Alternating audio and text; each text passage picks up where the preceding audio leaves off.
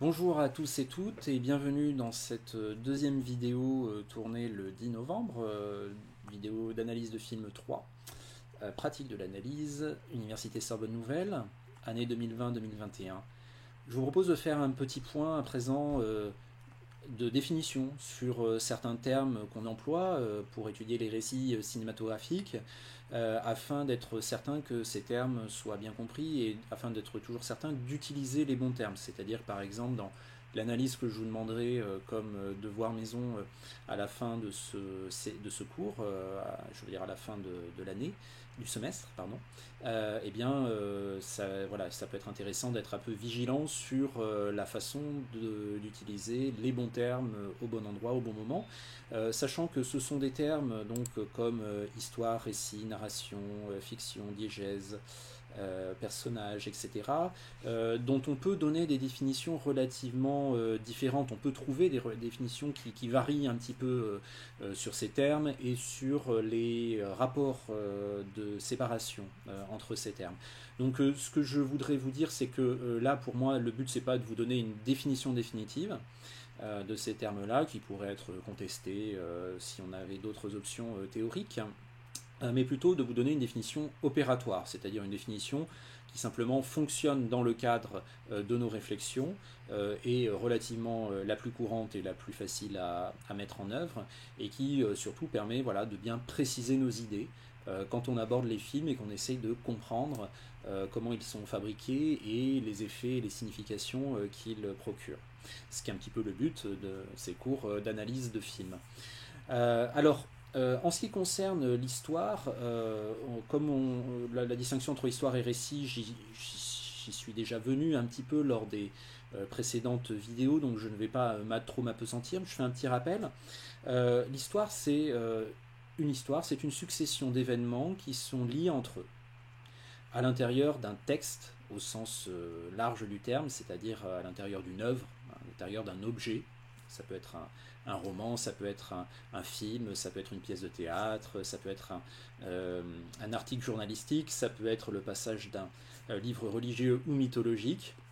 Un ensemble d'événements est relié entre eux à l'intérieur d'une œuvre, d'un objet. Et ces événements sont reliés entre eux par des rapports de temporalité, à tel événement succède tel autre événement, de causalité, tel événement est la conséquence de tel autre événement qui s'est produit avant, et des rapports évidemment de spatialité, tel événement coexiste avec tel événement, voilà, etc. Donc on a si vous voulez, les trois grandes catégories de l'entendement humain, et il y a ces rapports à la fois de logique causale, de logique temporelle et de logique spatiale qui relient entre eux ces événements. Cela constitue une histoire.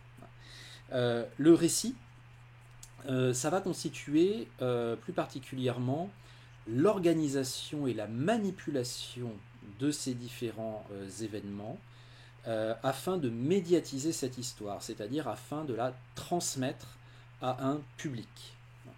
Et donc cette organisation, cette manipulation d'événements, elle se situe également au niveau temporel, parce que par exemple on va faire des ellipses, il y a des choses dans la vie des personnages par exemple qu'on ne va pas raconter, on va couper à certains endroits de l'action, on va choisir un début et choisir une fin.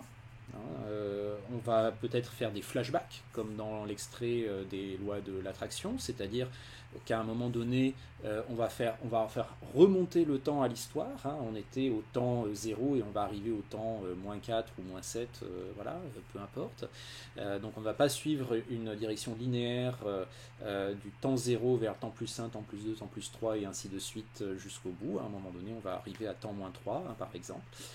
Pour ensuite revenir à temps plus 4, temps plus 5. Bon, voilà, c'est le principe du flashback au cinéma. On peut trouver l'équivalent évidemment en littérature, puisque ce que je vous dis là, cette distinction entre histoire et récit, pour le coup, elle vaut aussi bien pour tous les médiums, mais il y a quand même des choses qui sont un petit peu spécifiques au cinéma. Par exemple, dès qu'on va se poser la question de l'organisation et de la manipulation des événements de l'histoire au niveau spatial, on va pouvoir par exemple parler du point de vue, c'est-à-dire de l'endroit où se trouve la caméra à tel ou tel moment de l'action, de telle scène, et en fonction de l'endroit où se trouve la caméra, on raconte une histoire différente. C'est ce qu'on a vu avec l'extrait du lauréat de Mike Nichols, avec cet extrait en caméra subjective, où on est bloqué avec le personnage de Benjamin Braddock, joué par Dustin Hoffman, dans ce scaphandre que ses parents lui ont offert pour son anniversaire, et à l'intérieur duquel il ne peut percevoir que des images éparses et absolument aucun son, ce qui traduit sa grande distance vis-à-vis de son environnement familial. Je refais presque l'analyse, pardonnez-moi. Mais voilà, bon, ça c'est vraiment un choix de mise en scène qui concerne quelque chose de très spécifique au cinéma. On a des variations de point de vue également dans d'autres médiums, mais c'est une façon beaucoup moins littérale, c'est une façon beaucoup plus métaphorique d'employer le terme point de vue, puisqu'au cinéma on a véritablement un endroit où est localisé l'appareil qui enregistre la prise de vue. Et en fonction de l'endroit où vous le mettez, en fonction de l'objectif que vous choisissez, on l'a vu avec la très grande profondeur de champ dans la scène de la mine de Citizen Kane, eh bien vous racontez à chaque fois une histoire en fait différente, parce que vous avez fait cette manipulation de récit spécifique au cinéma. C'est pareil aussi avec la question du temps, hein. Le cinéma a aussi sa spécificité. Par exemple, le cinéma a la spécificité de nous faire durer le temps. Le temps est une matière. On reviendra plus en profondeur sur cette question dans une autre vidéo, un peu plus loin, parce que ça mérite de s'arrêter au moins 1 heure ou 2 sur la question avec des extraits, etc. Mais en fait, en fonction du temps que le cinéaste accorde à notre regard devant un plan, par exemple, le contenu d'un plan, le temps qui passe fait surgir progressivement d'autres histoires, nous fait remarquer des choses qu'on n'avait pas vues dans l'image, nous permet aussi de coexister avec l'image plus longtemps que le temps nécessaire à la simple délivrance des informations narratives principales qui concernent l'intrigue. Donc ça, il y a toute une tradition d'un cinéma de l'image-temps, pour reprendre le terme de Deleuze, qui est un cinéma qui fait vraiment du temps qui passe et auquel le spectateur est véritablement contraint, hein, dans le cinéma, qui fait du temps qui passe un critère principal, central, de composition du film et de manipulation des événements racontés. Donc ça c'est voilà pour globalement vous rappeler un petit peu cette distinction entre histoire et récit. L'histoire d'un côté, l'ensemble des événements réunis par une même œuvre, et le récit, l'organisation interne, la manipulation qui est faite de ces événements. Donc globalement, ce dont on parle relativement peu et que j'ai oublié de noter, je le fais tout de suite, c'est de l'intrigue, parce que l'intrigue là c'est vraiment quelque chose qui nous renvoie au scénario. L'intrigue, ce sont les articulations principales du scénario, c'est-à-dire l'action a priori centrale, a priori principale, et ces grands événements, hein, je dirais. Mais comme on l'a vu, comme je vous l'ai dit avec l'extrait, avec la question de la mort aux trousses et du MacGuffin dans la vidéo précédente, eh bien, c'est très insuffisant de se limiter aux grandes lignes de l'intrigue scénaristique pour dire ce qu'un film raconte, parce qu'un film raconte en fait beaucoup d'autres choses potentiellement en parallèle, voire même des choses beaucoup plus importantes que ce que laisse penser l'intrigue scénaristique principale.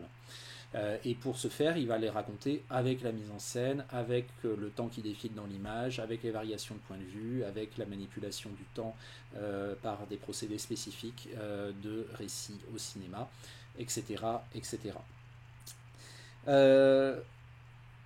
La fiction, la question de la fiction et du documentaire doit être abordée brièvement. Vous aurez à Paris 3, où vous avez déjà eu des cours intégralement consacrés à la question du documentaire, donc je ne m'entends pas du tout ici, je n'entends pas du tout m'y substituer.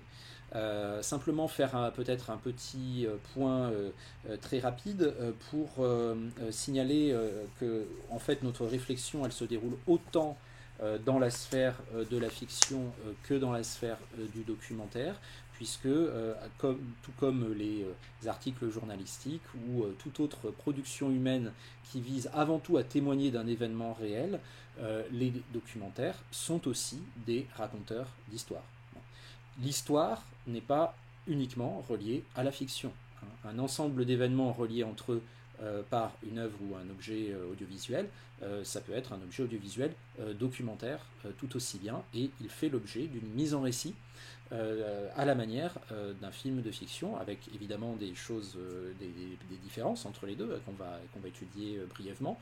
Voilà, surtout, il ne faut pas tomber dans ce cliché qui consisterait à dire qu'il n'y a que les films de fiction qui racontent des histoires et que les documentaires, eux, témoignent de la réalité, puisque en réalité, les films de fiction peuvent aussi très très bien témoigner de la réalité. Hein. On peut passer par la fiction pour dire des choses très importantes et très réelles sur le monde. Et parce que d'autre part, les documentaires sont tout autant mis en récit, sont tout autant mis en scène que les fictions. Eux aussi, ils ont des choix de point de vue pour la caméra. Eux aussi, ils font des choix en termes de temporalité, en termes de rapport de causalité entre des événements, en termes de spatialité, avec des endroits où ils mettent la caméra ou non, avec des ellipses qu'ils fabriquent ou non, avec la sélection de certains faits qui rentrent dans le film et d'autres qui en sortent. Bon, tout ça, ce sont des décisions de récit.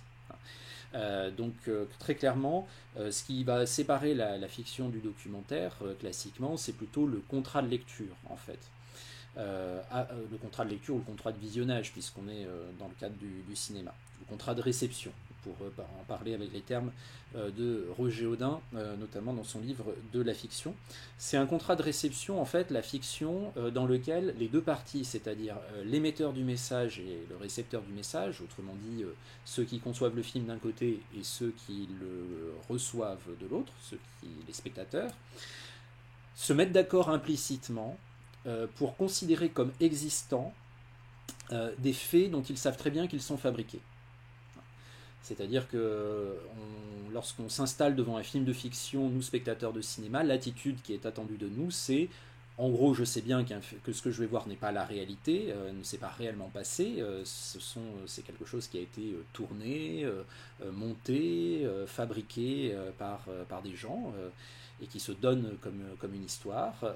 Mais pendant le temps de la projection, je vais faire abstraction de ce savoir et je vais quand même accorder un principe de réalité à ce que je vois, parce que ça va me permettre de suivre de façon plus plaisante et plus engageante l'histoire racontée. Ça, c'est quelque chose qui est, en quelque sorte, c'est une attitude mentale qui est demandée implicitement par tous les spectateurs d'un film de fiction, et que ces spectateurs, d'ailleurs, accordent volontiers à ceux qui fabriquent ces films.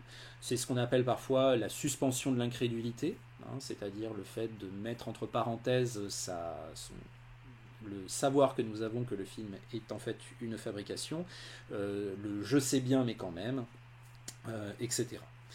Alors, donc, ce qui est intéressant, c'est de voir que quand il y a fiction, eh bien, il y a la construction imaginaire entre les spectateurs du film et les concepteurs du film d'un univers dont on sait qu'il n'existe pas tel quel dans la réalité, enfin, même si le film est tourné à Paris, ces personnages-là n'ont jamais fait ça dans la réalité, puisque c'est de la fiction, mais auquel on va accorder le bénéfice d'une certaine réalité. Et cet univers imaginaire, on va l'appeler la diégèse, c'est-à-dire le monde de la fiction. Donc la diégèse, ça peut être un univers totalement délirant, par exemple un univers d'heroic fantasy, type Le Seigneur des Anneaux, donc un univers dans lequel peuvent se produire des actes magiques ou surnaturels, par exemple. Mais la diégèse, ça peut être aussi bien le 5e arrondissement de Paris et un drame entre couples bourgeois dans un film français récent. Hein. Et c'est pas parce que le 5e arrondissement de Paris existe dans le film et qu'il existe également dans la réalité qu'on peut s'y balader, que dans le film dont il est question, ce 5e arrondissement ne va pas être une diégèse, c'est-à-dire un environnement dans lequel se passent des choses qui ne se passent que dans la fiction du film et pas dans la réalité. C'est pourquoi les documentaires, eux, n'ont pas de diégèse. Hein. Les documentaires, certes, nous ouvrent la fenêtre sur un monde, mais là, le contrat de lecture, le contrat de réception est différent dans le cadre du documentaire. Même quel que soit notre degré de conscience sur la façon dont un documentaire est fabriqué, mis en scène, mis en récit, on s'accorde là dans le contrat de lecture et de réception entre les concepteurs du film et les récepteurs du film on s'accorde à considérer que les événements relatés dans le documentaire, soit parce qu'ils ont été tournés en direct, soit parce qu'ils sont racontés par des personnes que l'on interviewe, se sont réellement produits dans la réalité. Donc le lien avec le monde réel, là, est un petit peu différent, et donc le monde dans lequel nous immerge le documentaire ne peut pas vraiment être appelé une diégèse. Même si cette ouverture vers la réalité n'est donc pas du tout exemple de manipulation, et je dis ça sans que le terme doive être péjoratif, puisque c'est absolument inévitable. Tout documentaire doit faire l'objet d'une mise en scène, une mise en récit qui est de toute façon une manipulation. Et donc, dans le documentaire, on part du principe que les personnes qui interviennent, soit parce qu'on les filme en action, soit parce qu'on les interviewe après coup sur quelque chose qu'elles ont vécu, pour qu'elles amènent un témoignage, on s'accorde sur l'idée que ces personnes-là ne sont pas vraiment des personnages au sens strict, comme on les retrouve dans la fiction, mais sont des personnes réelles qu'on pourrait retrouver dans le monde réel. Après, toute la question, et c'est une vraie question théorique et c'est une vraie réflexion à laquelle je vous invite, et il n'y a pas de réponse absolue à ça, c'est de se demander jusqu'à quel point ça ne devient pas quand même des personnages, du fait de la mise en récit, du fait de la manipulation auxquelles ces personnes sont soumises à l'intérieur des documentaires. On pourrait même se dire, ça peut devenir des personnages à cause ou grâce, ou en tout cas en raison de l'intervention des concepteurs du documentaire, qui d'ailleurs parfois utilisent même le terme de personnage pour décrire les personnes réelles qui interviennent dans leur documentaire, et en fonction de ce que vous gardez, de ce que vous avez filmé d'une personne X, en fonction de ce que vous gardez de ce qu'elle a dit, vous pouvez lui donner un véritable rôle dans votre documentaire, dans le développement de l'histoire de votre documentaire, et en faire véritablement un personnage.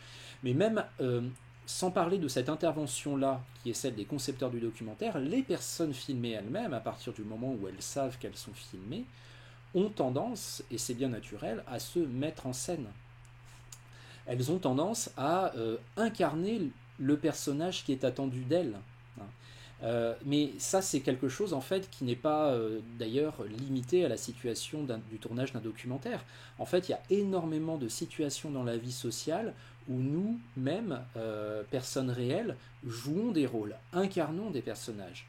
Bon, d'une certaine façon, je pourrais dire ça de ce que je fais actuellement, c'est-à-dire je suis devant ma webcam, vous n'êtes pas là, mais je vous parle par écran interposé, et quand je fais ça, même quand je donne cours dans une salle, je ne suis pas intrinsèquement différent de la personne que je suis d'habitude, mais quand même, je me mets dans le pot du rôle que j'incarne, du personnage que j'incarne, qui est un personnage d'enseignant, de professeur. Les métiers, souvent, nous amènent à incarner des rôles. Mais parfois, d'autres situations de la vie nous amènent à jouer ces rôles-là et à devenir plus ou moins des personnages sans cesser totalement d'être nous-mêmes. Et donc, là où dans la fiction, dans le cinéma de fiction, très clairement, on a affaire à des personnages, même quand même quand ces personnages renvoient à des personnes qui ont vraiment existé, comme dans les biopics, par exemple, ça reste des personnages parce que ce sont des personnes à exister avec ce nom-là, cette apparence-là, a accompli exactement ces gestes-là, prononcé exactement ces mots-là dans la vie réelle. Donc on reste vraiment dans cet univers imaginaire de la fiction, même quand on veut être le plus proche possible de faits qui se sont déroulés dans la réalité. Mais dans le documentaire, on a cette ambiguïté sur le statut dans l'histoire racontée par le documentaire des personnes qui y interviennent et qui sont filmées par la caméra, et jusqu'à quel point sont-elles ou non des personnages.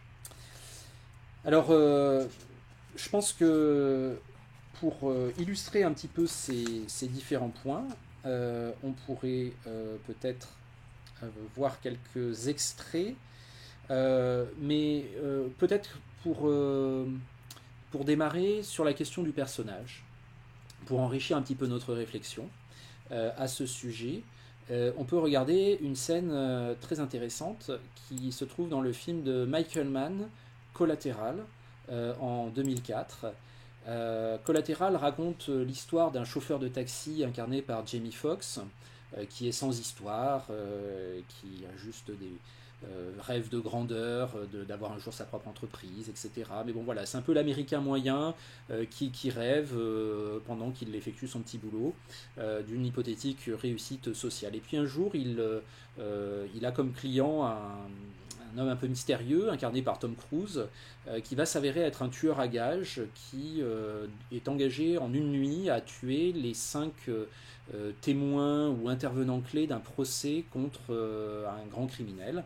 Et ce Tom Cruise, enfin ce personnage joué par Tom Cruise, voilà, a une nuit pour rendre visite à ces 5 personnages et les tuer. Et sa stratégie, c'est de prendre un taxi, comme ça c'est très anonyme, et de prendre en otage aussi évidemment le chauffeur du taxi, qu'il est censé d'ailleurs tuer à la fin de la nuit quand il a accompli l'essentiel de sa macabre mission. Et donc il a une sorte de fichier électronique dans lequel, dès qu'il a tué un des personnages clés du procès, il reçoit l'adresse du suivant et ainsi de suite. Et au bout du troisième, après que le chauffeur de taxi ait compris ce dont il retournait, notamment parce qu'un des cadavres lui est tombé sur le taxi, hein, à un moment donné, ce qui explique l'état délabré de la voiture dans l'extrait que vous allez voir, eh bien il a jeté par la fenêtre la clé USB avec les adresses, et donc à présent le personnage de Vincent, donc joué par Tom Cruise, le tueur à gages, doit récupérer auprès de son employeur, de l'intermédiaire de son employeur, cette clé avec les deux dernières adresses de personnes à supprimer. Mais en fait, il a une logique, ce tueur à gages, c'est qu'il ne veut jamais être vu lui-même, il ne doit jamais apparaître. Et donc, pour récupérer cette clé auprès de cet intermédiaire, cet employeur, il va envoyer le chauffeur de taxi à sa place. Et donc, le chauffeur de taxi, qui auparavant était un petit employé sans histoire, un Américain moyen, sans aucune capacité particulière, sans courage particulier, est obligé, parce que sinon il va y avoir des représailles très importantes, de jouer le rôle d'un tueur à gages, d'un gangster. Et la scène est très intéressante parce qu'elle montre, même si elle est donc dans un univers de fiction qui est vraiment de totale fantaisie, hein, c'est vraiment une situation très irréaliste, hein, je vous l'ai expliqué longuement pour vous faire comprendre tous les enjeux. Vous voyez bien à quel point on est dans une situation qui n'a que très peu de chances d'avoir lieu un jour dans la vie réelle, mais au fond, derrière cette fantaisie de l'histoire racontée ici, eh bien, il y a quelque chose d'assez profond sur la façon dont un être se transforme pour incarner un rôle, incarner un personnage qu'à la base il n'est pas. Et c'est ce qui est intéressant et ce sur quoi on peut méditer à l'intérieur de cette séquence qui dure 7-8 minutes et que je vous propose à présent de visionner. Donc je vais d'abord enlever mon image.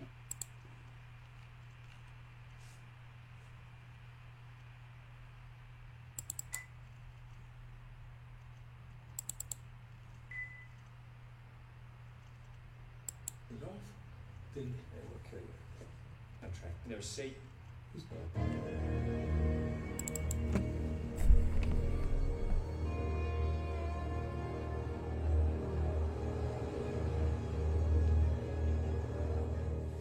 Give me a wallet. What? You know what? What? I'll hold it for you. In case the people inside searching. Who's searching? The people inside. Go in and ask for Felix. He's expecting you. Felix? Yeah. What does he look like? I don't know, never met him. Who is he? He's connected to guys who hired me. I don't get it. You destroyed my workups. Number 4 is due. What'd you think? Night's over? Call the count of rain? You go in there, say you're me. Score the backups. They'll be on flash drive or CD. Me? How come you don't? I meet people. Risk management, anonymity. I protect mine. You're not going to screw that up. And I got a contract with their bosses. These guys don't get to meet me. They don't know what I look like. If I don't pull it off, then they will kill you. Well, you got 10 minutes. At 10:01, I drive to the hospital and execute your mother on my way out of town. Don't pretend indifference. I can't do this. I can't. Pretty tired. Sure you can, man. Come on. Hey. Man, if I do this, I'm just going to end up getting other people killed. I have options, Max. Just take comfort knowing you never had a choice. How long have you been doing this? Why? Just in case they ask me. Private sector, 6 years. Okay, all right, 6 years. You get benefits, or like insurance, pension. No, no paid sick leave. Quit stalling. Get out of the cab.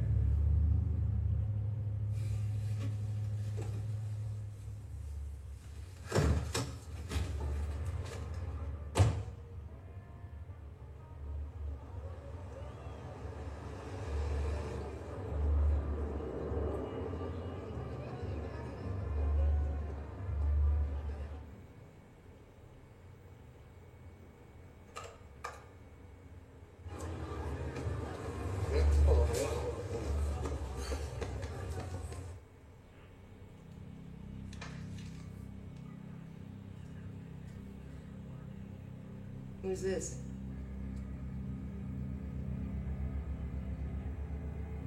Mark the time.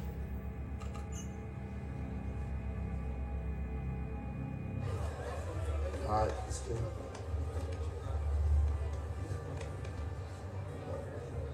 ¿Qué pasa? What's up, Holmes? So, I'm here to see Felix. He has something for me. No, Felix.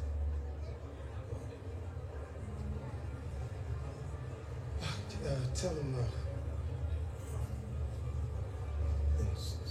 say it's Vincent.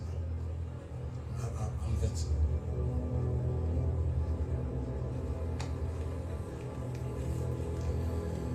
Tengo un tipo aquí en la puerta de enfrente que dice que es Vincent.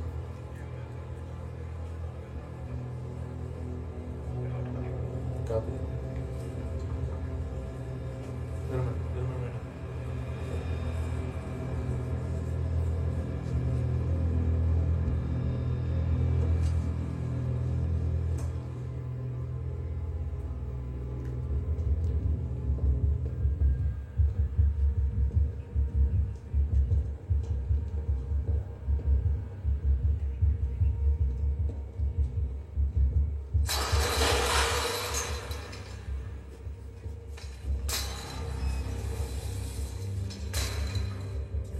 Detective Richard Widener, LAPD, Major Narcotics Division. Detective Ray Fanning. Yeah.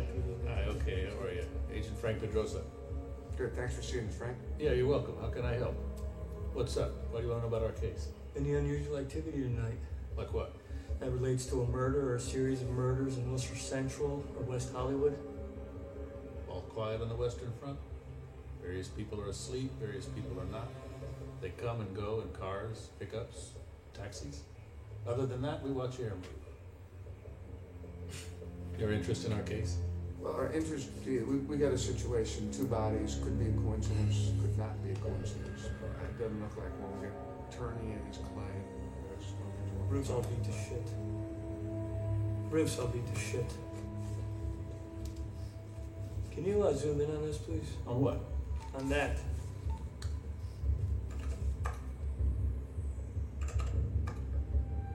Look at that right there. What is it?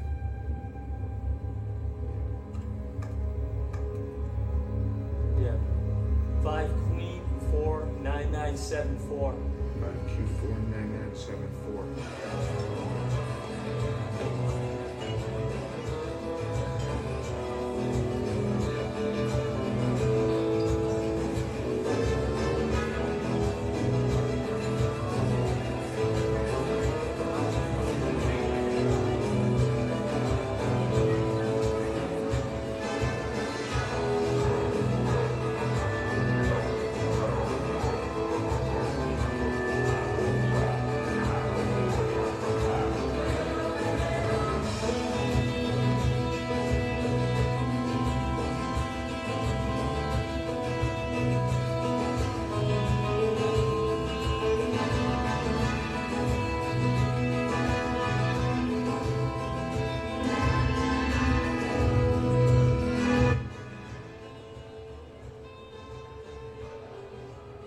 I thought you'd be taller.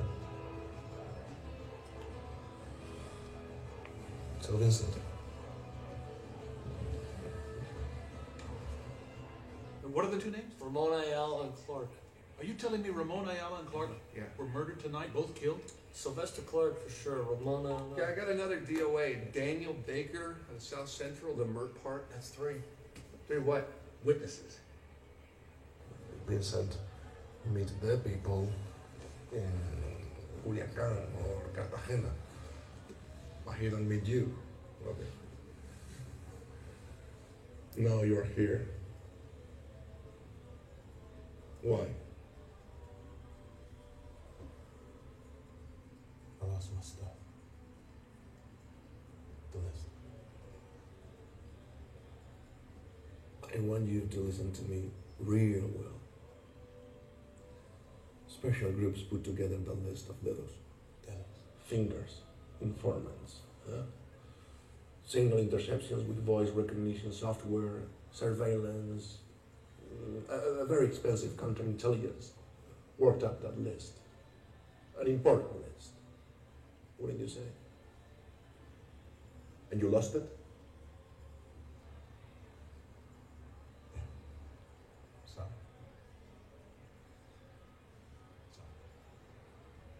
Sorry? Sorry, let's not put Humpty Dumpty back together again. Do you believe in Humpty Dumpty? No. Do you believe in Santa Claus?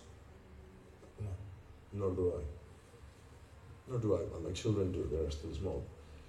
But do you know who they like even better than Santa Claus? His helper. Pedro el Negro. Black Peter. Yeah. There's an old Mexican tale that tells of how Santa Claus got so very busy looking out for the good children that he had to hire some help to look out for the bad children. So he hired Pedro. And Santa Claus gave him a list with all the names of all the bad children. And Pedro would come every night to check them out. And the people, the little kids that were misbehaving, that were not saying their prayers, Pedro would leave a little toy donkey on their windows, a little burro, and he would come back.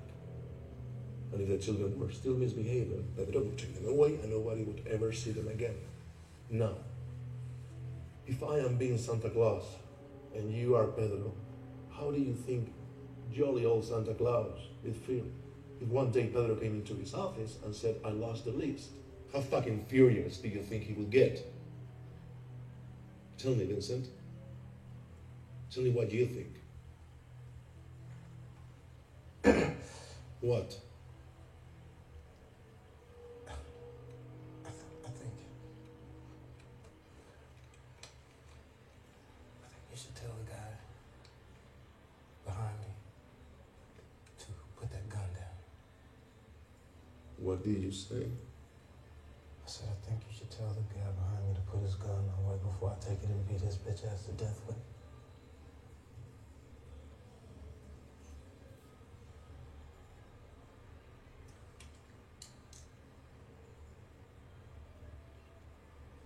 I picked up a tail. Federal? I don't know. You tell me. That's why I tossed the list. The workups, all of that shit. To protect, in part, your Hermes fashionable ass.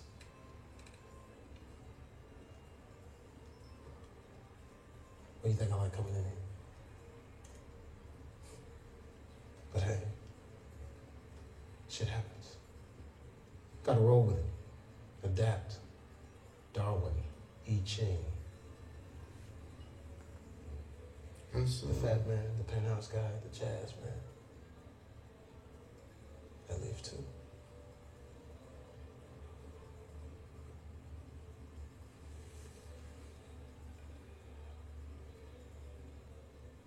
Can you finish?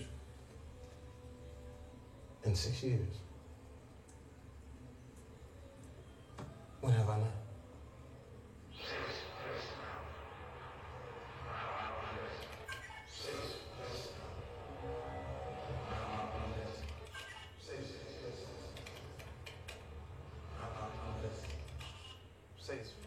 Vincent?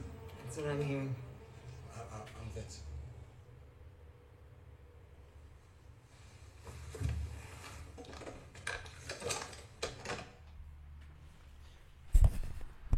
Donc voilà pour cette séquence qui nous montre vraiment la transformation du personnage, c'est même pas seulement qu'il joue un rôle, c'est qu'il semble véritablement faire surgir une nouvelle dimension de son être, une nouvelle capacité qu'il ne se savait pas lui-même posséder.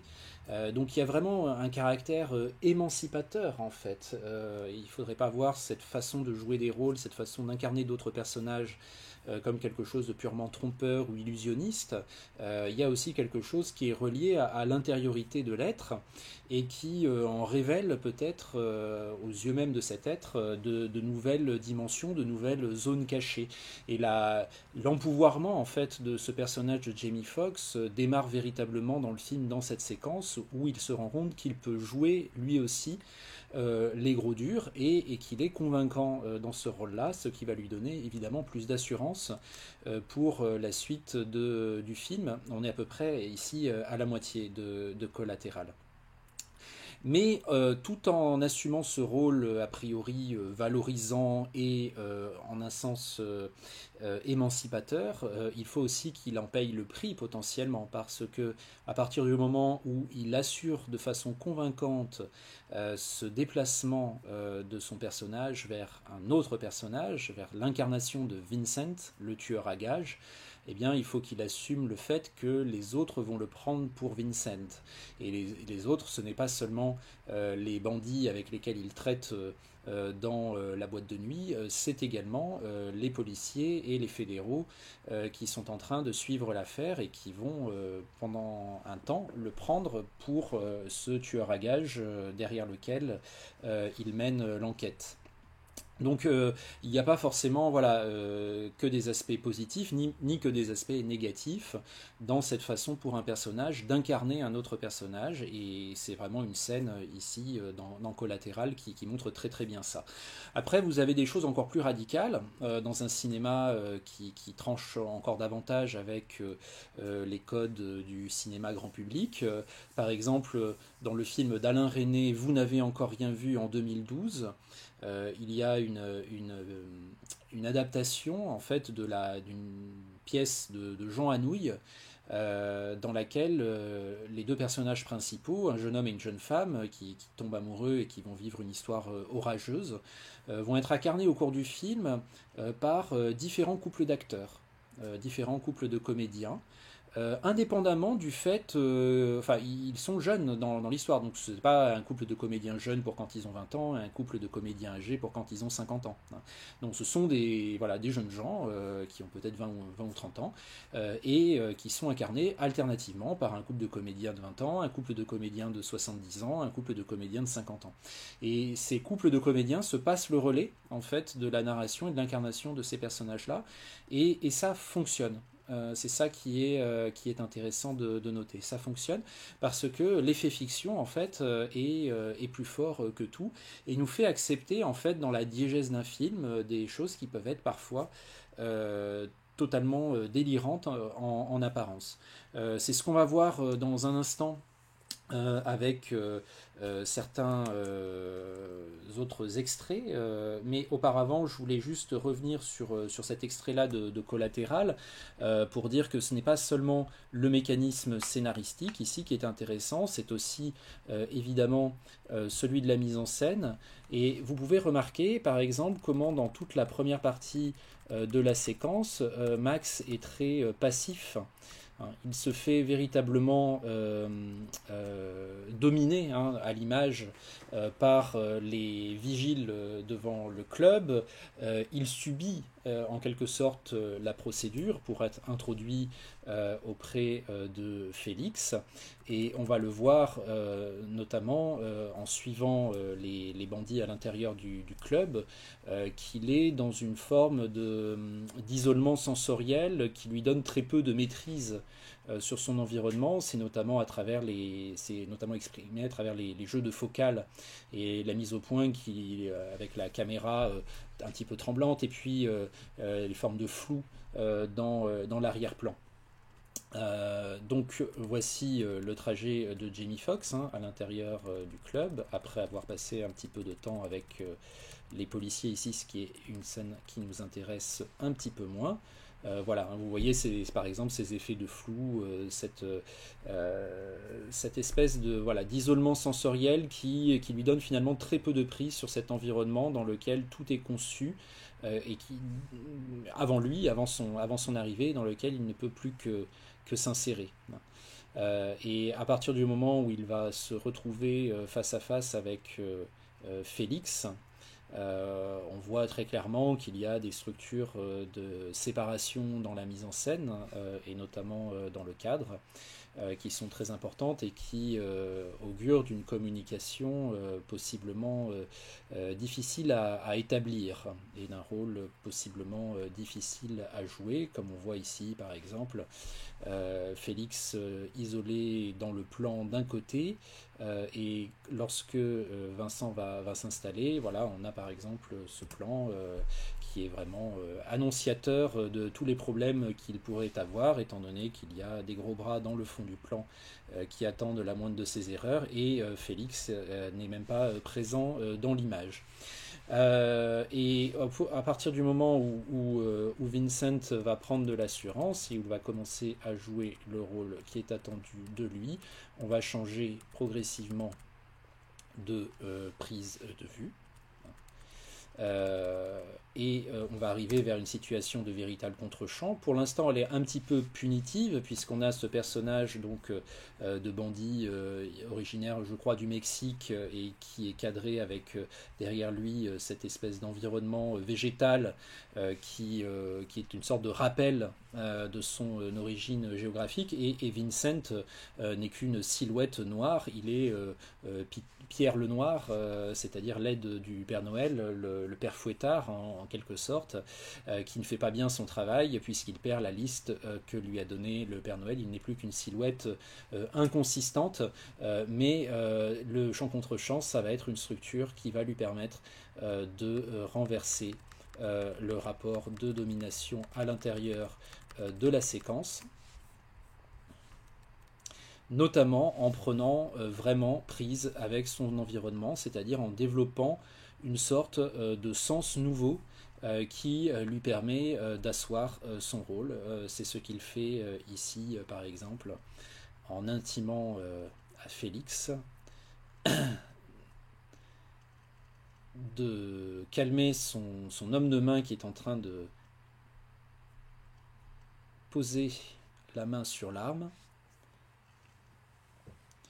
Et lorsqu'il va se retourner vers ce dernier, la mise au point est sur lui. Cette fois, c'est lui qui est au centre de l'attention. Il n'a même pas besoin de se lever, cette fois, pour assurer sa domination nouvelle sur ce personnage. Et par la suite, on voit bien qu'il a la main. Il a récupéré la main. C'est lui qui gère le dialogue, l'échange. Tout se passe avec lui au centre de l'image et le monde autour de lui, plutôt que d'être une sorte de tunnel qui le conduit à un endroit particulier, devient d'un seul coup un espace de ressources. Et il va par exemple se servir de ce que Vincent lui a dit plus tôt dans le film, dans le taxi, en citant Darwin et I Ching à l'appui de sa démonstration.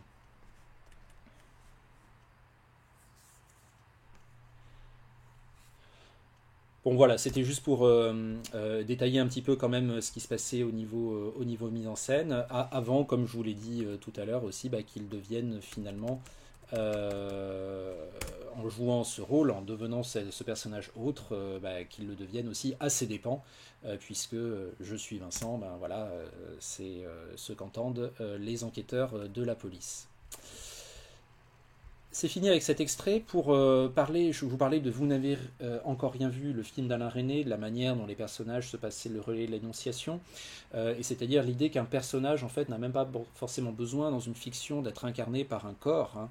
Il peut être incarné par plusieurs corps, il peut être désincarné, enfin, il y a énormément d'options disponibles et le cinéma en a exploré un grand nombre, mais en ce qui concerne la suspension de l'incrédulité, qui est est nécessaire pour que s'établisse une diégèse, c'est-à-dire un univers fictionnel, il faut bien se rendre compte que les possibilités, là encore, sont très très vastes, beaucoup plus vastes que ce que la doxa du cinéma narratif représentatif courant, qui se veut le plus réaliste et le plus vraisemblable possible, nous impose en quelque sorte dans les grands médias.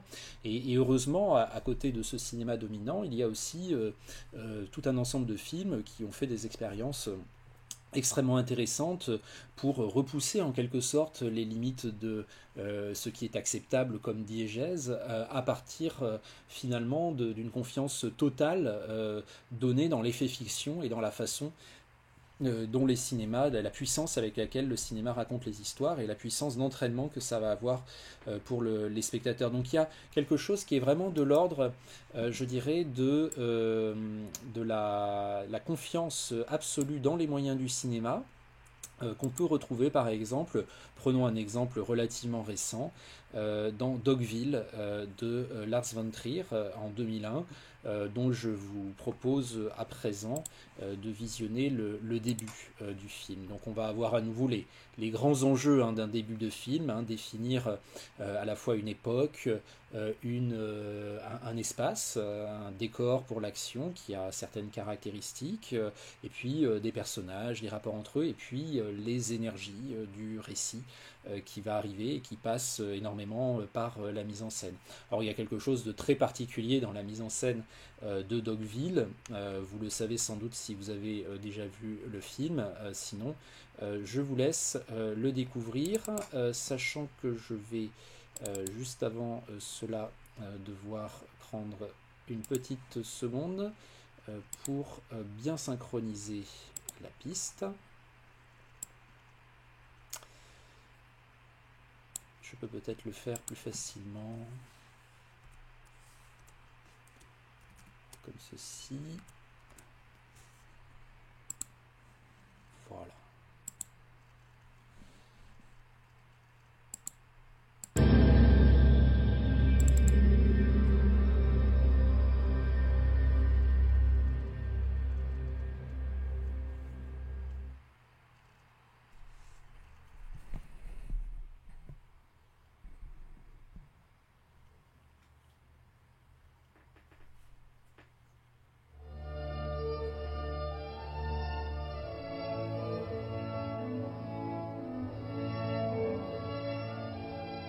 This is the sad tale of the township of Dogville. Dogville was in the Rocky Mountains in the US of A. Up here, where the road came to its definitive end near the entrance to the old abandoned silver mine. The residents of Dogville were good, honest folks, and they liked their township. And while a sentimental soul from the East Coast had once dubbed their main street Elm Street, though no elm had ever cast its shadow in Dogville, they saw no reason to change anything. Most of the buildings were pretty wretched, more like shacks, frankly. The house in which Tom lived was the best, though, and in good times might almost have passed for presentable. That afternoon, the radio was playing softly, for in his dotage, Thomas Edison Sr. had developed a weakness for music of the lighter kind. Ladies and gentlemen, the President of the United States. My friend, Tom, do me a favor, will you? The radio? Just because the music's over and you might risk hearing something useful? I thought that's why we have the radio. Well, I need to rest, as you know. Mock me if you like. Tom's father had been a doctor and now received a modest pension, so it was no great disaster for Tom to drift about not doing anything in particular. Tom was a writer, at any rate by his own lights. Oh, his output as committed to paper was so far limited to the words great and small, followed by a question mark, but nevertheless meticulously archived in one of his many bureau drawers. Hi, Dad.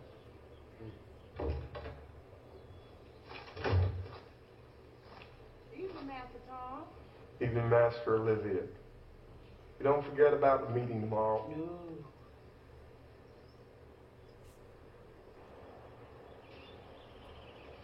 In order to postpone the time at which he would have to put pen to paper in earnest, Tom had now come up with a series of meetings on moral rearmament with which he felt obliged to benefit the town. Hi, kids. Union check. Voilà, j'arrête là parce que vous avez compris que l'argument principal ici, c'était évidemment le côté totalement artificiel du décor, dessiné à la craie, donc violemment anti-illusionniste, anti-réaliste, et passé le premier moment de surprise, on suit très très bien l'action de Dogville pendant les 2 heures que dure ce film, avec notamment des procédés de tournage, et c'est ça qui rend cet exemple particulièrement intéressant. C'est évidemment pas le seul film qui s'est permis ce genre d'audace, mais des procédés de tournage caméra à l'épaule, un petit peu style reportage, qui du coup sont des procédés davantage ancrés justement dans l'idéologie réaliste du cinéma, dans l'idée que le cinéma capterait des instantanés auxquels on serait censé croire spontanément. Et en fait la conjonction entre ce type de mise en scène vraiment ancré dans le réalisme, parce que ça fait reportage télé, et cette scénographie, ce décor dont l'artificialité saute aux yeux, fait tout l'intérêt, à mon avis, de l'expérience du film Dogville, qui est une expérience narrative très composite. Et ça en fait vraiment un film un peu charnière pour réfléchir à la question de la narration au cinéma et du récit au cinéma. Puisque, comme vous l'avez remarqué aussi, ce qui est très proéminent dans cette ouverture du film, c'est la voix off, qui est un procédé pour le coup assez littéraire, puisque ici, la voix off nous permet d'entrer dans les explications psychologiques des personnages, dans l'explication de leur situation, sans que cela doive être expliqué autrement, par exemple par un dialogue. Donc on sait déjà que Tom est un écrivain velléitaire qui n'arrive pas à se mettre vraiment à écrire, on connaît déjà un peu les relations avec son père, on sait déjà un peu ce qu'il y a dans les tiroirs, et on sait ce vers quoi il se dirige, c'est-à-dire une forme de volonté d'émanciper les cohabitants de Dogville, de la petite ville de Dogville. Donc c'est intéressant parce que c'est un procédé du coup qui est très traditionnel et qui en même temps côtoie d'autres choses qui relèvent de la plus intransigeante modernité, comme ce jeu avec le décor posé à la clé. Mais le plus important, c'est surtout de vérifier que ça marche, c'est-à-dire que au fond cet aspect particulier de la diégèse de Dogville n'est pas du tout un frein à l'effet de fiction qui fonctionne très bien dans le film. La question diégèse, sur la diégèse, en fait, nous renvoie aussi à la question, à un autre terme qui est moins utilisé, notamment en français, et qui n'a pas encore vraiment de traduction, qui est le terme de story world. Alors ça ne veut pas dire exactement la même chose, diégèse et story world. Diégèse, c'est vraiment, voilà, comme je vous l'ai dit, l'univers imaginaire dans lequel se déroule l'action, que cet univers soit totalement délirant dans sa conception, dans son implantation, ou que ce soit un univers très quotidien, mais simplement réinterprété par le fait qu'il y a des personnages qui vivent une histoire de fiction dedans. C'est l'univers dans lequel on est prié, auquel on est prié de croire, entre guillemets, pour que l'histoire fonctionne. La notion de story world, elle va arriver notamment à partir du moment où ces univers diégétiques imposent des règles du jeu qui sont très inhabituelles. Et donc là, on a une sorte de monde d'histoire qui fonctionne sur des règles différentes du monde réel. Et c'est pas juste l'idée qu'il y a par exemple un effet surnaturel quelque part, etc. C'est vraiment l'idée qu'il y a une forme de logique des événements qui est différente dans les story world. Donc évidemment, vous n'avez encore rien vu Dogville avec son décor stylisé, vous n'avez encore rien vu avec ces personnages qui semblent habiter différents corps d'acteurs tout au long de la projection, ou même un film très grand public comme Edge of Tomorrow de Doug Liman, encore avec Tom Cruise en 2014, dans lequel un personnage se rend compte que, comme dans un jeu vidéo, à chaque fois qu'il meurt au cours d'une sorte de grande bataille, il peut ressusciter et recommencer la partie d'une certaine façon pour arriver à mieux maîtriser l'environnement et à faire en sorte de pouvoir sauver son armée. Bon, à chaque fois, même si ce sont des films très différents là que je viens de vous citer, eh bien la notion de story world peut être utile pour justement décrire ces règles du jeu particulières de l'univers diégétique dans lequel le film nous place. Alors, un autre aspect, et là encore, bon, je ne prétends pas du tout avoir complètement traité ces questions-là, on pourrait faire un cours entier hein, sur ces questions-là, mais un autre aspect lié à la question du personnage qu'on a déjà un petit peu envisagé, notamment dans donc notre séparation entre fiction et documentaire, et justement ça va être intéressant de reconvoquer la notion de personnage, puisqu'on est face à un film qui en apparence n'est pas un film de fiction, mais plutôt un documentaire, un documentaire scientifique. C'est le film de Max Reichmann, Le miracle des fleurs de 1926. C'est un film donc à vocation scientifique avant tout, mais extrêmement poétique et qui raconte aussi une histoire ou des histoires. C'est un film qui se sert d'un des miracles visuels qu'a inventé le cinéma, c'est-à-dire les variations de vitesse de l'image. Les ralentis, les accélérés notamment, voire les réversions, c'est-à-dire les moments où les images vont en marche arrière. C'est-à-dire que le cinéma a amené, grâce à sa technique, des façons de voir le monde qui étaient inenvisageables avant lui.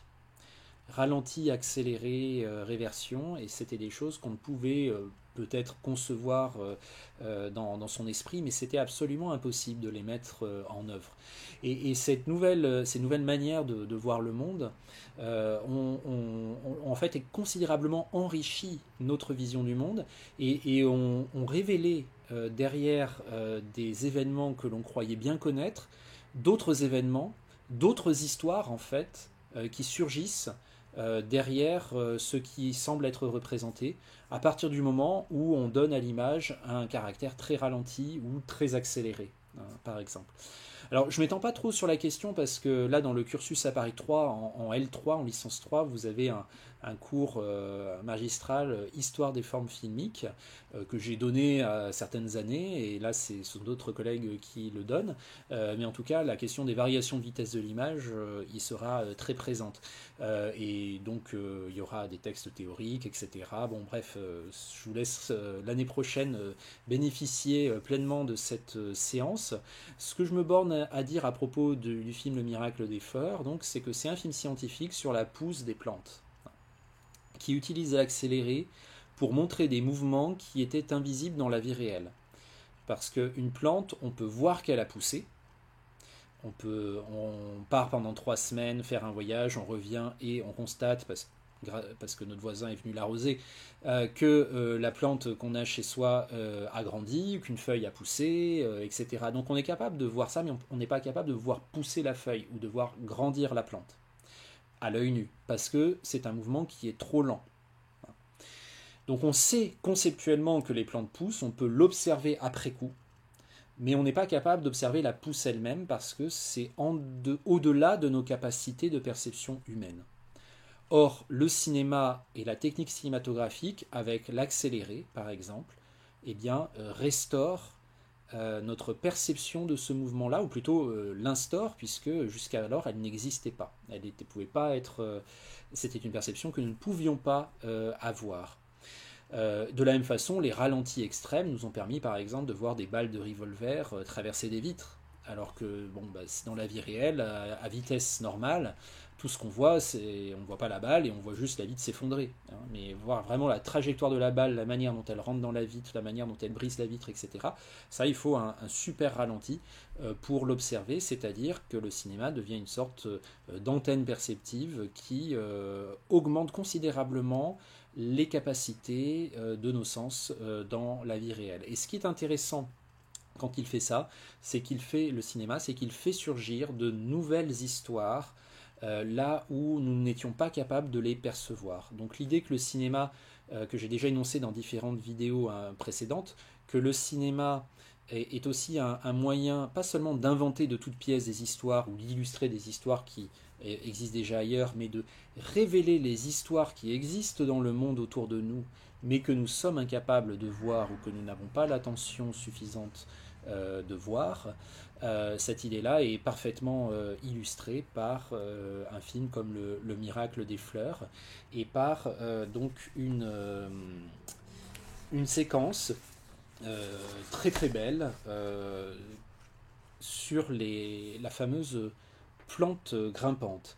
Donc c'est vraiment typique, voilà, d'un cinéma à vocation scientifique, mais qui presque involontairement est un cinéma extrêmement poétique, avec des choses extrêmement belles en termes formels, en termes de mouvement, en termes de rythme, et qui est aussi un cinéma qui, sans que le concepteur de ce film l'ait voulu consciemment, nous permet de réfléchir à cette question centrale qu'on est en train de poser. Qu'est-ce qu'un personnage au cinéma ? Donc je vous invite à réfléchir à cette question tout en regardant quelques minutes du Miracle des fleurs.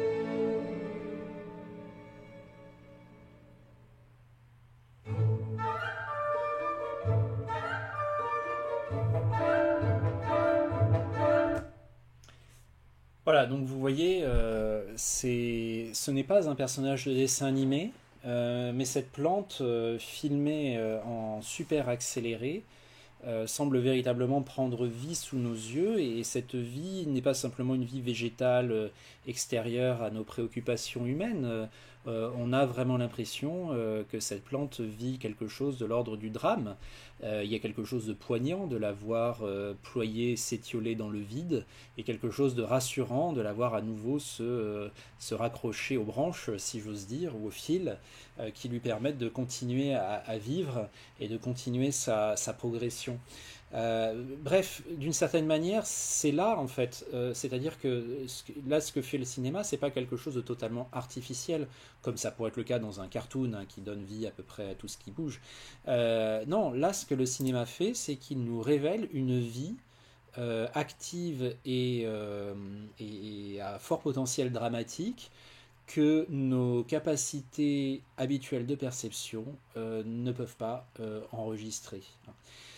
Donc ce sont des histoires, ces histoires de plantes qui poussent, sont des histoires qui sont dans le monde autour de nous, si j'ose dire, et qu'il faut la concentration du film et des moyens du film pour que vraiment cette spécificité d'histoire, cette nature d'histoire, de ces événements-là, très quotidiens, nous touche et nous parle, et qui est une forme voilà, d'anthropomorphisation, d'empathie qui pourrait se créer entre nous et cette plante, devenue finalement dans ce film à nature documentaire et scientifique un véritable personnage.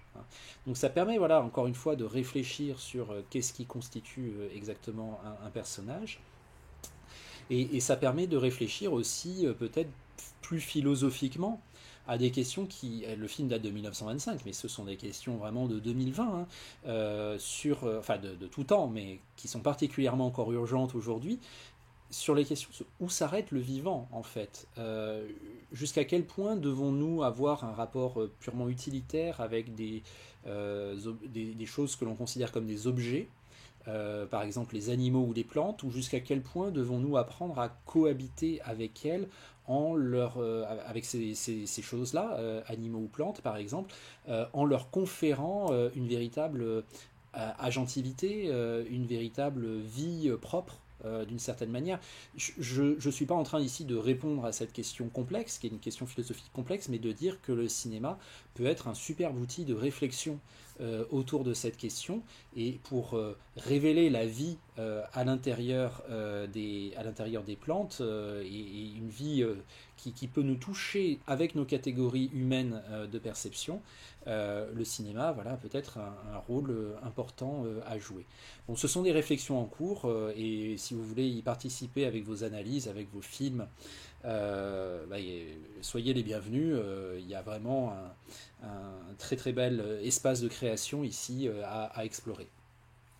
Pour finir, pour cette vidéo qui commence déjà à être un petit peu longue, je voudrais revenir une dernière fois sur la question du lien, sur cette espèce de mise au point théorique entre fiction et documentaire, pour dire que finalement, ce qui est très présent aujourd'hui, ce qui déjà est un peu présent dans Le Miracle des Fleurs, finalement, un film documentaire a priori, mais on y suit une action qui est presque celle d'un film de fiction avec une cascade, etc. Enfin bon, il y a vraiment quelque chose de l'ordre du trouble entre les deux contrats de réception qui existent au cinéma pour raconter des histoires. Simplement pour dire que cette frontière entre documentaire et fiction, il ne faut surtout pas la voir comme quelque chose d'étanche. Pour distribuer absolument les films d'un côté ou de l'autre. Déjà parce qu'il y a des éléments documentaires dans tout film de fiction. Tout film de fiction, même quand il raconte une histoire de pure fantaisie, enregistre des éléments documentaires de son temps. Je ne sais pas, Collatéral par exemple nous renseigne sur le type de taxi qu'il y avait à Los Angeles au début des années 2000. C'est un élément documentaire, ou sur la mode vestimentaire avec le costume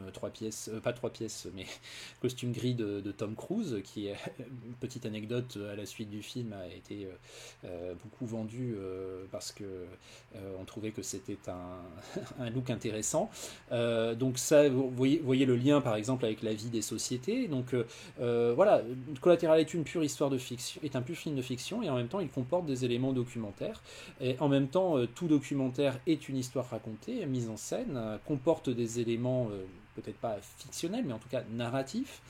Et par ailleurs, je crois que ce qui est surtout très important pour comprendre aussi le cinéma contemporain, c'est que en fait, il y a énormément de propositions de cinéma qui sont vraiment à la charnière entre les deux, entre fiction et documentaire. Il y a par exemple dans The Act of Killing de Joshua Oppenheimer, qui est un film complètement dingue de 2012, où le cinéaste va rencontrer les anciens tortionnaires de la répression en Indonésie contre les communistes à la fin des années 70 et leur fait rejouer les scènes de torture par lesquelles il tuait ou en tout cas réprimer les communistes à cette époque-là, eh bien, il y avait une véritable recréation scénographique, narrative, qui trouble complètement la distinction entre documentaire et fiction. Si vous prenez un film comme 24 City de Jia Zhangke, par exemple, qui est un film qui porte sur la question d'urbanisme un peu incontrôlé en Chine et la façon dont les environnements quotidiens se reconfigurent très rapidement à cause de l'évolution industrielle du pays, eh bien, il y a dans ce documentaire 6 personnes qui interviennent. 3 sont des personnes réelles qui ont réellement vécu les choses dont qu'elles relatent, et 3 sont des comédiennes en l'occurrence, puisqu'il s'agit à chaque fois de 3 femmes, qui rejouent en fait des choses qu'elles n'ont pas vécues elles-mêmes, mais dont elles témoignent par ce biais-là, mais qui est un vrai biais fictionnel, alors que le film a pour le coup plutôt une coloration documentaire. Je pourrais accumuler les exemples. C'est pour dire que vraiment, je crois qu'aujourd'hui, et puis vous avez des films aussi qui sont vraiment des films qui sont inscrits dans la fiction aussi, et qui vont avoir par exemple un tournage dans des conditions documentaires, par exemple La bataille de Solferino de Justine Triet, petit film français de 2011-2012, dans lequel les personnages, les comédiens et l'équipe du film sont allés tourner au moment... si je ne me trompe pas, de la victoire de François Hollande à la présidentielle. Donc on est dans la foule à Paris à ce moment-là, et donc il y a toujours l'histoire qui se poursuit avec les comédiens qui incarnent des personnages, qui disent un texte, voilà, plus ou moins improvisé, l'équipe de tournage qui tourne, mais en même temps on est vraiment dans un cadre documentaire qui témoigne d'un événement, et oui, il y avait des gens dans la rue pour célébrer la victoire de François Hollande en 2012. Bon, je ne me lance pas sur la politique parce que je ne pense pas d'ailleurs, je pense qu'aujourd'hui on regretterait presque François Hollande malgré le caractère catastrophique de son quinquennat, étant donné la politique menée par son successeur qui repousse les limites du pire à tous les niveaux, et à des niveaux qui vous concernent aussi beaucoup, vous les étudiants d'ailleurs, hein. Vous avez peut-être appris que la nouvelle réforme de l'université, catastrophique à plein de niveaux, pénalise maintenant au niveau pénal le fait de bloquer une université, hein, le fait de perturber même les cours qui se déroulent à l'intérieur d'une université, c'est-à-dire que c'était le moyen d'action principal des étudiants quand ils avaient une vraie revendication. À présent, vous risquez, je ne sais plus combien d'années de prison et quel montant d'amende. Mais bon, je vais refermer cette parenthèse, je vous laisse vous documenter vous-même au sujet de cette horreur, et je reviens à la question fiction documentaire. C'est donc très présent dans le cinéma d'aujourd'hui, ce trouble dans le genre, si j'ose dire, entre fiction et documentaire, cette volonté d'installer vraiment un film à la frontière entre les deux contrats de réception, hein, même si, encore une fois, tout documentaire a une part fictionnelle et toute fiction a une part documentaire, de toute façon. Hein. Mais là, de le faire vraiment consciemment, Abbas Kiarostami l'a beaucoup fait, par exemple, dans un film qui s'appelle Close Up 1991, et qui est absolument passionnant, mais dont je reparlerai dans ce cours, je pense, donc je ne m'attarde pas trop. Et je voudrais terminer en fait cette vidéo en vous montrant un dernier extrait sur cette dissolution de la frontière entre fiction et documentaire, qui est un extrait beaucoup plus ancien, d'un film extrêmement important, extrêmement beau, extrêmement important dans l'évolution du cinéma, notamment vers sa modernité. Pas forcément sa modernité au sens purement technologique, etc., mais sa modernité au sens de l'attitude mentale par rapport au monde et par rapport à l'art cinématographique lui-même. Ce film, c'est c'est le seul que je n'ai pas noté, je vais donc le faire tout de suite. C'est Stromboli de Roberto Rossellini, Et c'est donc le moment où Roberto Rossellini quitte les rives du néoréalisme au sens le plus strict possible, pour aller vers quelque chose encore un petit peu plus complexe dans le rapport qui s'instaure entre le réel du monde tel que le capte la caméra et les éléments d'ordre fictionnel tels que les amène le film. C'est le premier film qu'il tourne avec sa nouvelle épouse Ingrid Bergman, qui était à l'époque une grande star hollywoodienne et qui avait écrit à Roberto Rossellini pour lui dire qu'elle appréciait énormément ses films. Ils se sont rencontrés et je vous dis pas ça pour le courrier du cœur de l'histoire du cinéma, mais pour dire que ça a débouché quand même sur une collaboration très importante où cette star hollywoodienne, Ingrid Bergman, qui vient vraiment du cinéma de fiction, est un peu plongée dans un univers qui là n'est plus du tout l'univers du studio, hein, qui est vraiment l'univers de la nature, des petits villages de Sicile, puisque dans le film, elle incarne le rôle d'une réfugiée d'après la Seconde Guerre mondiale qui, pour sortir du camp de réfugiés dans lequel elle est maintenue, est un peu obligée de contracter un mariage avec un jeune pêcheur sicilien avec lequel elle a sympathisé. Et donc, même si elle part avec la meilleure volonté du monde à l'intérieur de ce mariage dont elle entend faire quelque chose de bien, elle va aussi avoir énormément de difficultés, elle qui est une jeune urbaine sophistiquée, très cultivée, à s'accorder à la vie très âpre, très violente, très hiératique de ce petit village de Stromboli, qui se situe sur une île volcanique au large de la Sicile et où donc les conditions de vie et d'existence sont très âpres. Et où les hommes et les femmes, enfin les êtres humains, vivent presque de manière un petit peu ancestrale. Et ils ont notamment une pratique, qui est la pratique principale du lieu, puisque c'est un village de pêcheurs, qui est la pratique de la pêche au thon. Et là, c'est un moment dans le film, vers la moitié du film, où le personnage incarné par Ingrid Bergman va se retrouver à très grande proximité, en fait, de cette pêche au thon qui est en train d'être opérée devant nous. Et donc elle arrive, elle veut voir ça, elle est un petit peu dans l'état d'esprit qui consiste en gros à trouver ça pittoresque et intéressant, puis elle va être saisie en fait par la violence et la primitivité d'une certaine manière de cette pêche au thon qui s'apparente à un véritable massacre, qui peut aussi connoter des massacres plus importants, plus graves encore, hein, ceux de la Seconde Guerre mondiale, dans l'esprit des spectateurs de 1950, mais qui surtout la met vraiment en rapport, elle qui est à la fois donc un personnage de fiction et qui est en même temps une star hollywoodienne qui sort de l'univers des studios, avec une réalité matérielle qui saute au visage, hein, d'une certaine façon. Alors on va voir cette séquence qui est que j'ai trouvé uniquement avec en fait donc des sous-titres anglais et une bande son en italien, et donc c'est un peu trompeur parce que en fait ce personnage joué par Ingrid Bergman ne parle pas l'italien, très mal, et en fait le pêcheur avec lequel elle se marie, lui parle mal l'anglais, mais un peu quand même, et par ailleurs il parle italien, bien entendu. Donc normalement, ces deux personnages sont censés communiquer en anglais avec Ingrid Bergman, le personnage d'Ingrid Bergman qui parle très bien anglais, et le personnage du pêcheur qui parle très mal. Et donc il y a aussi des questions de mauvaise communication qui passent à travers le langage, et que donc cette version que je vous présente éradique totalement, parce qu'on a l'impression que les personnages se parlent de manière totalement fluide.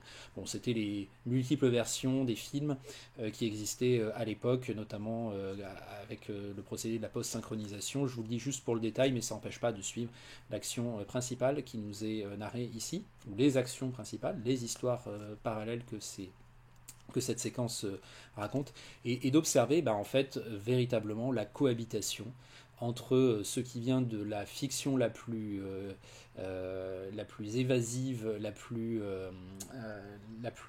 mythique, la plus paroxystique, c'est la fiction hollywoodienne incarnée par Ingrid Bergman, et qui joue aussi ce personnage-là dans le film, et puis la part documentaire, la dimension documentaire qui cohabite avec la dimension fictionnelle, parce que cette pêche au thon, c'est exactement comme ça qu'elle s'est déroulée ce jour-là, et Rossellini et son équipe, ils ont filmé les véritables pêcheurs de ce village qui sont à la fois des personnes et des personnages dans le film, un peu les deux.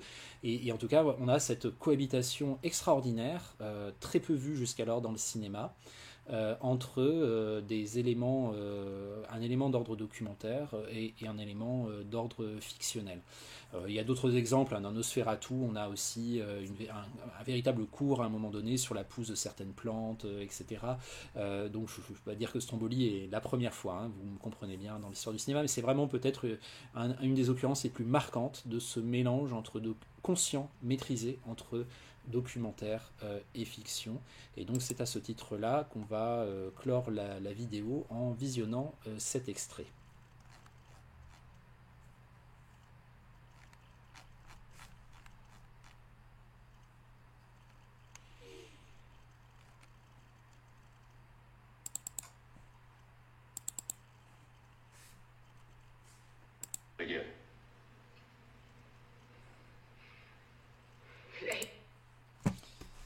Excusez-moi, je vérifie le timecode.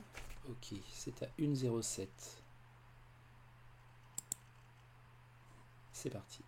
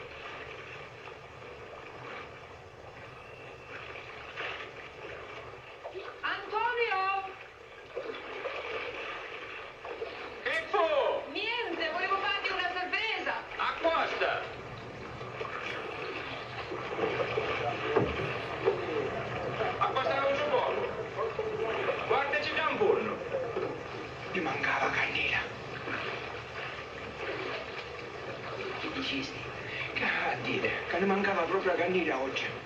Già, così faceva pesca calambare e allociare i frutti. A un gruppo già allociato.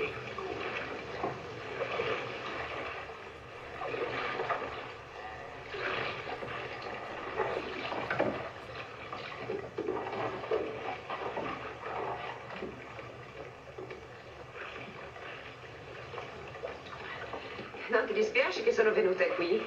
Ah? Volevo vederti. Voglio stare con te. Ma cambia anche tu. Su, sorridi. Vado via subito se vuoi. Non voglio che tu sia imbarazzato con gli altri. Affrontatemi.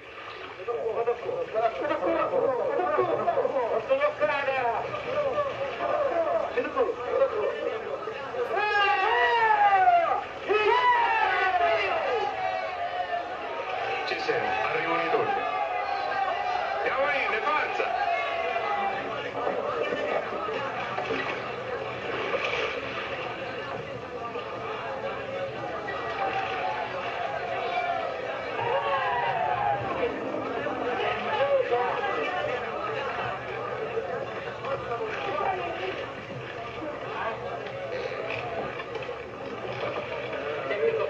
Che tagliamo?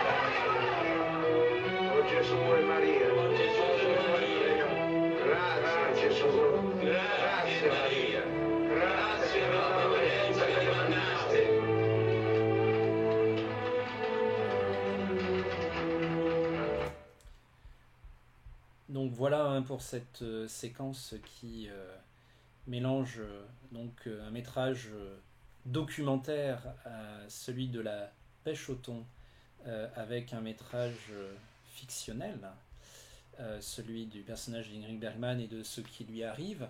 Le personnage d'Ingrid Bergman qui d'ailleurs incarne très bien, qui nous incarne nous, spectateurs, qui est en quelque sorte le vecteur de notre propre regard, parce que au final, à moins de connaître véritablement ces univers pêcheurs maritimes, la plupart des spectateurs de Stromboli découvraient, comme Ingrid Bergman, le caractère sanguinaire de cette pêche traditionnelle qui se livre au soleil couchant avec des chants religieux comme cadre sonore.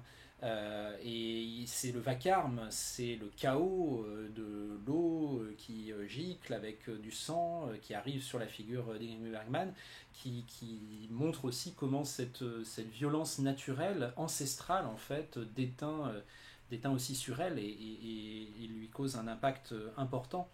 Et c'est dans ce lien, par exemple, de transfert du regard aussi que se situe en grande partie la modernité du film, ainsi donc que dans l'insertion de cet aspect, cette dimension documentaire à l'intérieur de la fiction. Ce qui est intéressant aussi, et ça je vous le mentionne, mais on y reviendra un petit peu plus tard, c'est que tout se passe dans cette séquence, évidemment, de façon un petit peu indépendante en termes de tournage, c'est-à-dire qu'il y a eu d'un côté le tournage à dimension documentaire de La pêche au thon, et puis il y a eu de l'autre côté le tournage des séquences avec Ingrid Bergman, son intrigue avec son mari, également le fait aussi que le village lui soit hostile parce qu'elle est perçue comme une sorte de pièce rapportée qui n'a pas vraiment sa place ici, donc il y a vraiment une relation très compliquée qui se met en place dans ce film entre elle et les habitants de ce village, donc forcément on n'est quand même pas poussé, je dirais l'audace ou la dangerosité pour le coup à amener Ingrid Bergman elle-même au cœur de La pêche au thon le jour du tournage, et évidemment qu'on a tourné de manière indépendante les plans où elle reçoit l'eau sur la figure et où elle contemple le spectacle d'un air horrifié. Et si ça peut fonctionner dans la réunion entre ces deux choses disparates, ce métrage documentaire et ce métrage fictionnel, c'est parce que il existe un mécanisme très documenté dont on parle beaucoup au cinéma qui s'appelle l'effet Kuleshov. Et qui implique que la réunion de deux plans en fait crée un peu automatiquement à partir de référents minimaux des relations de causalité, d'espace et de temporalité entre le contenu de ces deux plans. C'est-à-dire qu'en gros la réunion de deux plans crée l'histoire qui se déroule entre les deux. Et cette histoire n'est ni dans le plan numéro 1 ni dans le plan numéro 2, elle est dans la réunion des deux. C'est une des vertus fondamentales du montage au cinéma. C'est bien pratique au tournage parce que donc on n'a pas été obligé de mettre Ingrid Bergman au cœur de la mêlée en train de se faire véritablement assaillir par les thons que les pêcheurs embrochent. Mais c'est aussi très intéressant parce que ça permet de mettre en rapport la situation de spectatrice d'Ingrid Bergman et d'insister beaucoup sur le fait qu'elle est le vecteur de notre regard à nous de spectateurs à travers l'écran interposé sur cette action fondamentalement violente, ancestrale, sur laquelle je ne délivre aucun jugement moral évidemment, qu'est la pêche au thon. Mais cette violence du monde qui est souvent cachée, qui gicle vers nous en fait d'une certaine manière à travers l'écran, Ingrid Bergman, elle, ça gicle vers elle réellement puisqu'elle est couverte à la fin de sang et d'eau salée. Voilà. Donc comment opère ici la jonction entre dimension fictionnelle et dimension documentaire dans ce film absolument indispensable. C'est à partir de ce film-là, je pense qu'on va donc très bientôt, je vais très bientôt arrêter cette vidéo qui a déjà assez duré. On poursuivra la réflexion notamment sur la question de la narration et sur une notion bien pratique pour en parler, c'est la notion de grand imagier proposée par Albert Lafay dans son livre Logique du cinéma. On verra tout ça, vous disais-je, dans une prochaine vidéo. D'ici là, donc j'espère que vous aurez pu trouver matière à réflexion intéressante à partir des quelques notions qu'on a abordées et surtout à partir des extraits de films et de la façon dont ils nous permettent de réfléchir à la façon dont le cinéma raconte des histoires, aux histoires multiples que le cinéma peut raconter à travers ses moyens d'expression propres. Voilà, je vous souhaite une bonne continuation et je vous donne rendez-vous pour la prochaine vidéo. À bientôt.